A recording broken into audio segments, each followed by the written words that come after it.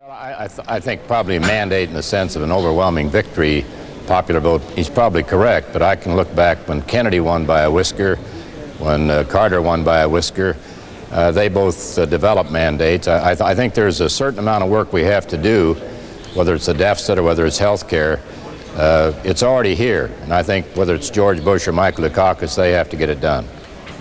Regardless of who wins, do you think that they can get through the next 4 years without a tax increase, Senator? Well, I'm going to try to help George Bush do that. I'm willing to help him try to sustain a veto of any tax increase. He said that. We'll have to wait and see. We'll wait and see what happens when you see George Bush meeting with Lloyd Bentsen. If they retain control of the Senate, he'll be Senate Finance Committee chairman, and it could be a very interesting meeting. I don't want to put words in your mouth, and if this isn't true, by all means say so, but I gather from that answer you think that he's probably going to have a tax increase. Well, no, I didn't say, no, I think we shouldn't change tax rates. I've never ruled out every possible tax, whether it's excise tax or user fee. Leave the rates alone for individuals and businesses. We've already tampered with those enough the past few years, and we'd like to reduce them further, but I don't see any need for a tax increase. If George Bush's flexible freeze works, we won't need it. The Sunday after the Republican convention, Senator Doe, you said in reference to Dan Quayle, and again I want to read this because it's a direct quote, about Quayle, "You could find better qualified people," unquote. In light of the campaign so far, have you changed your mind about that? Not really. I heard the Vice President saying on a David Frost interview that, well, if you talk about the ablest person for running mate, there are probably others out there, and that was the same thing I said. I didn't say anything critical of Dan Quayle. He's an outstanding young man, but let's face it, if you're looking for the ablest person, I assume that George Bush could have found others, but Dan Quayle has done a good job. He's going to be a good vice president. Would you expect Mrs. Dole to have a place in a Bush cabinet if he's elected? I don't know. She hasn't expressed an interest in going back into the cabinet, but I assume if she were asked, she would certainly consider it very seriously. And of course, I would like to be the majority leader in the Senate. So far, there have been no surprises. The Ohio announcement was not a surprise. We didn't think we could beat Metzenbaum this time. We thought so early, but more recently we've had to reassess that race. Senator Dole, thank you very much for being with us. Senator Dole was talking about the Senate race in Ohio, and our CBS News estimate is the Democrats hold on to that Senate seat with Metzenbaum winning. However, Ohio in the presidential race, right now, we don't have it in either Dukakis' column or in Bush's column. And remember, it's a big, big state for Dukakis, part of his 18-state strategy that he hopes to offset Bush's sweeps in the South and in the Rocky Mountain states. We mentioned before that there are 12 governorships up today. 2 races where governors' chairs were at stake have been called at this hour. So let's take a look. In North Carolina, in the governor's race there, our CBS News estimate is that when all the votes are in and have been tabulated, Governor Jim Martin, attempting to become the first Republican governor in North Carolina history to win a second term as governor, will have done so by beating Lieutenant Governor Bob Jordan. And in West Virginia, don't know how the presidential race is going to turn out in West Virginia yet, but our CBS News estimate is that businessman Gaston Caperton has beaten Governor Arch Moore.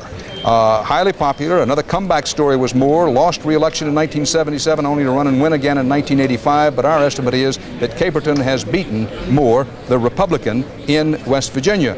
Speaking of hold-ons, Leslie Stahl, a big one for the Republicans there in North Carolina, and were you surprised by the outcome in West Virginia?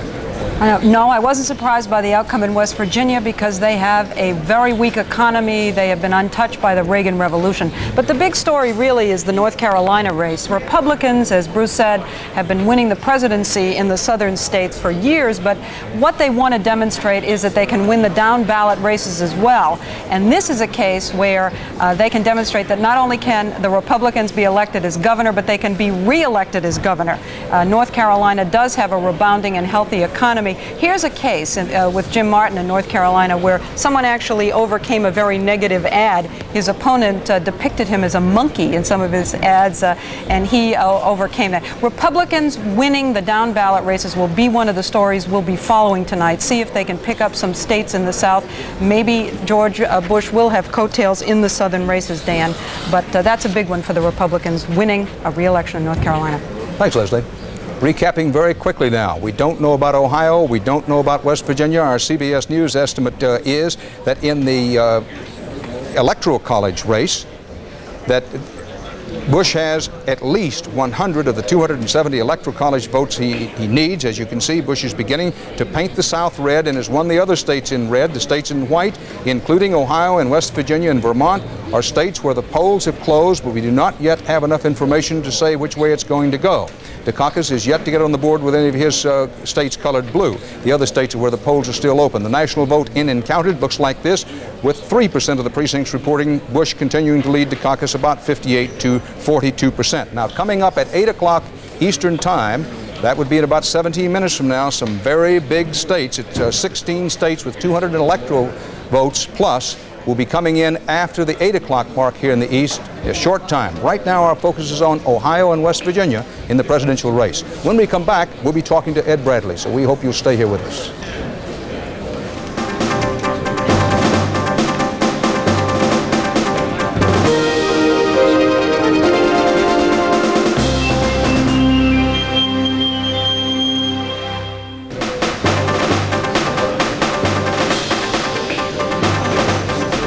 Back at CBS News election headquarters in New York, this is where we stand.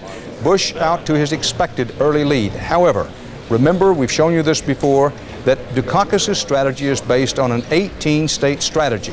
These are the states. Take a look at the map now. Seeding the South and the Rocky Mountain West. Dukakis could win if he gets every one of these states. 18 states in that same sort of strategy Harry Truman used in 1948. Now, you may or may not think Dukakis can do all that. That's his strategy in those 18 states. Bush countered with a 23-state strategy of his own, which looks something like this. Bush felt if he could roll through Dixie, as the indication is he will do so, and carry what he considered and the Republicans considered a possible lock on the western states you see out there, that would give him such a base that if he picked up a few states, as he's already done so, for example, in Kentucky and in Indiana in the East, that he would beat Dukakis. The storyline at this hour is if Dukakis is to make his 18-state strategy of picking up the industrial states of the Northeast, some in the Midwest, and getting California and some of the states in the far West work, he nearly has to carry Ohio and West Virginia. The polls have closed in those states, but we do not yet know the results. So that's where we are right now. And while we wait for some results to come in, reminding you once again that we will by all means break in anytime we have a result to report to you. Ed Bradley, you've been talking to voters out there today. Were they passionate about their choice? No, Dan, not only were they not passionate, as we pointed out at the outset, there were a lot of people who in fact said they were unimpressed with the choice they had for president. Now, we've got some numbers that have just come in from our New York Times CBS News exit poll that tend to back that up. Nationwide, fewer than half the voters, about 47%, said they strongly favored the man they voted for. Now, that's a lot, of course, but it still leaves more than half who have said they have reservations about their choice, or they in fact voted against the other man. Now, that's exactly what we found outside of a polling place in Hackensack, New Jersey earlier this morning. This year, neither candidate is really has what the people want. My first thought was not to vote at all, but I felt it was my duty to come out and vote today.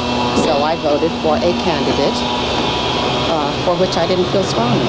The candidate you voted for, did you vote for that candidate because you felt strongly about the candidate, or you disliked the person he was running against? I would like to have felt more strongly about the candidate that I voted for. You didn't feel passionate about the guy you voted for? Yeah. Did you like Bush or dislike Dukakis? I would have to say that I don't like Dukakis. I tried to like him, but I don't. I'm not wild about Dukakis, but I feel he pretty much represents the party, so. I've always voted against someone, and that's what I did this time. And today you voted against? Bush. The candidate you voted for, did you feel strongly about him? No. The lesser of two evils. Dan, the one place where that sentiment doesn't hold up, the one place where those numbers don't seem to hold up is in the South. And there we're told that most people, most often, are voting for a candidate in the South, Dan, because they feel strongly about that candidate.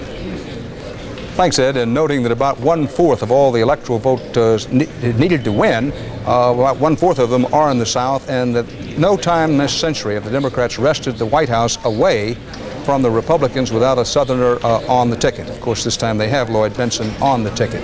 I want to show you quickly where the votes in and counted are at this moment. We have only a few